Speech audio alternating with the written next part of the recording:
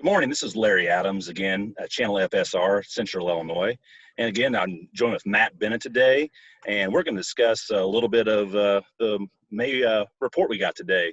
Matt, I'm out here right now planting a plot in Central Illinois, and the conditions are pretty nice right now, actually. There were some spots that we went by that maybe is a little heavy, but with rain coming in, we decided it was time to plant this plot in, and there's a spit plot, and we decided it was time to go. What are you guys seeing over there? Yeah, that's a good point, because yesterday we drove around, tried to figure out what we could do. We really wanted to plant yesterday, a little heavy where we were wanting to go. We need a little bit of heat, first of all. But second of all, we actually started working a little bit of ground this morning, and it worked great. And so I'm going to let it air a little, going to plant after lunch. So I'm fully expecting that we'll be on the high end of the rain total, since I'm actually going to go ahead and plant. But this is a dilemma we're all faced with. We're not done yet. It's frustrating, but I can tell you the last three times I've had this dilemma this spring, I've actually gotten scared off from planting, and I should have went ahead and planted more.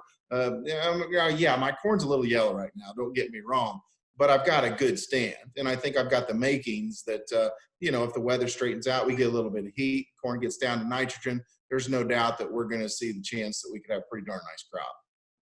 You said something about that your corn looked pretty good. It's probably your earliest corn you planted when I think you and I had a conversation about that, and I probably said slow down, and now you're saying, why did I listen to you again? Pretty much, yeah. I think I'll agree on all accounts there. It looks really good. April 6th and 7th, right after the planting date for insurance. I was wondering whether we should plant or not. It looks great, though. It all came up, good stand. But, yeah, it's a little bit yellow. Last weekend, didn't do it any favors, but we didn't kill anything either. So I think we're in pretty good shape. Yeah, that's actually I've been around the state last couple of days myself too, and saw a little frost damage, but I think it's too early to tell what kind of magnitude that had to the damage. Actually, we got a little report today, the May report. What did you see in that? What's your thoughts on it today? The interesting thing on the report is that everyone knows that the USDA was going to plug in 97 million acres that came from planting intentions on corn, and then a trend line yield. So 178.5, that gave you a 15,995, or essentially a 16 billion bushel crop. Okay. Now they carried in from this marketing year a little over 2 billion bushels. So essentially you have to find something to do with 18 billion bushels of corn.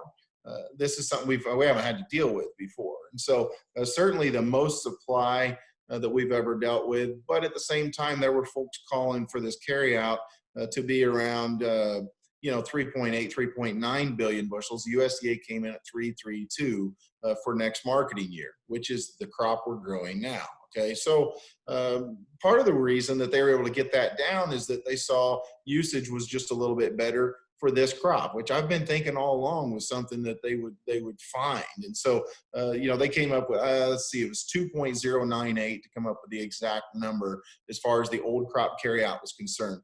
That was below most people's estimates. The new crop carryout was in line with most people's estimates. So as we record this, the market's still open, and the market's not doing much. And so I think people are all braced up for this horrible report, and it just really didn't come to pass. I don't know that we got any information that's going to drastically swing things. And so you look at the soybean report, nothing exciting to report there. I mean, essentially they used a 49.8 yield, that 83.5 million acres that they projected. That gave them, this carry out, 4.125 is where it came out. As far as your total crop size is 4.125. All right, so their carry out for this marketing year grew 100 million bushels from 480 to 580. But then the carry out for next marketing year is back down to 405 million bushels. Okay, so essentially I think they're tipping their hat to the fact that our exports have been disappointing and that we're losing demand there for this marketing year. But they're saying, this next marketing year, we feel like exports are going to even out, maybe pick up a little bit, and we're going to see a 405 carryout. So as far as soybeans are concerned, I think the report was neutral, maybe a little bit friendly looking forward, but it was an interesting report in that old crop stocks were a little higher than what we thought they would be. Gotcha. I had a couple calls actually this morning just asking me about, hey, are they switching acres more to beans, more to corn?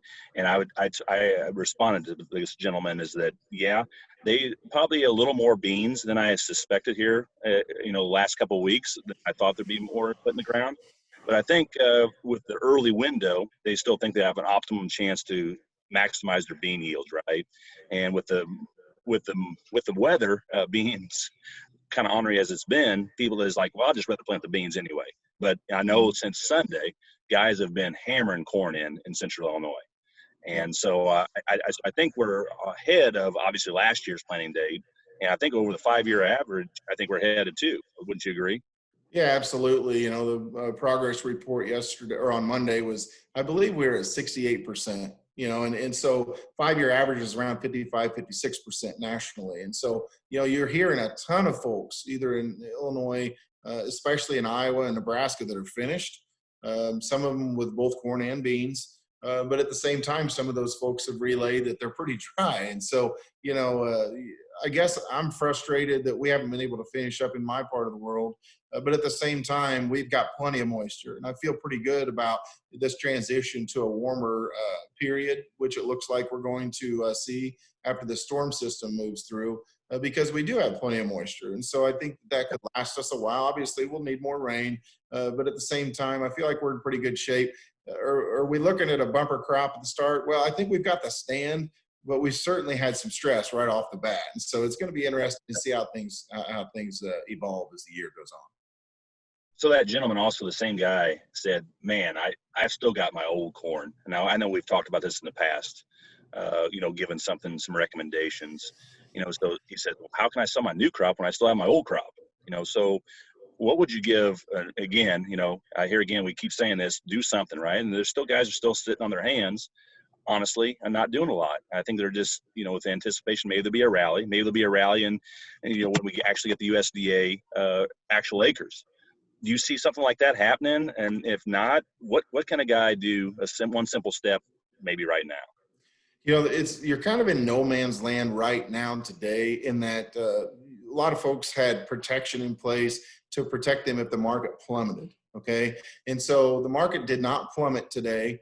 It didn't plummet coming into today. And so, what are we going to see moving forward? I've got to feel like we've got a really good chance that the floor is in, the low is in. I'm not saying it definitely is.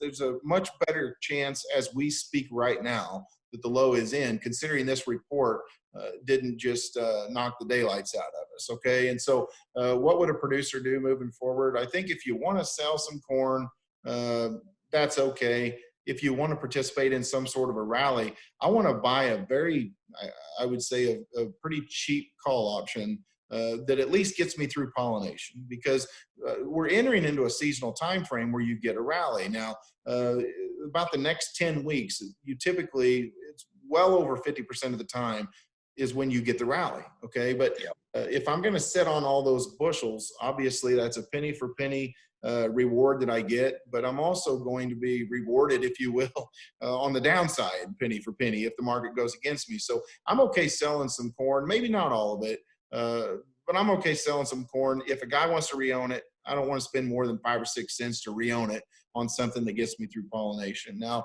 as far as new crop goes, and I understand I can't sell my old crop or sell my new crop. I've still got old crop, but we need to be thinking about what we want to do on new crop corn. There's a lot of different ways to look at this, but if you did get a rally back up to 350, 360, you're only talking a 20-cent rally, 25, 30-cent rally, and that's not a huge rally, relatively speaking, compared to what we typically see.